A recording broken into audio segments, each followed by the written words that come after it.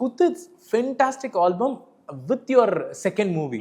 அது எப்படி இருந்துச்சு சார்? ஆக்சுவலா குத்துன்னு பேர் வச்சுட்ட பிறகு நான் நினைச்சேன் அந்த படத்துல வந்து ஒரே ஒரு குத்து இருக்கும், இதெல்லாம் மெலோடி சாங்கா இருக்கும்னு சொல்லிட்டு டைரக்டர் சார் கிட்ட கேட்டேன், வெங்கடேஷ் சார் கிட்ட. அப்போ சார் படத்துல மொத்தம் எத்தனை பாட்டுன்னா மொத்தம் 5 பாட்டு, ஓகே எத்தனை குத்து பாட்டு, எத்தனை மெலோடி பாட்டு, எத்தனை சேட் சாங்னு கேட்கும்போது படத்துல டைட்டில்னு பேர் வச்சுட்டோம்.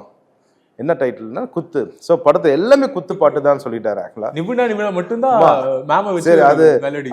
நான் சொன்னேன் சார் நிபுணாவது கொஞ்சம் அதுவும் வந்து அப்படி போட மாதிரி தான் கேட்டாரு.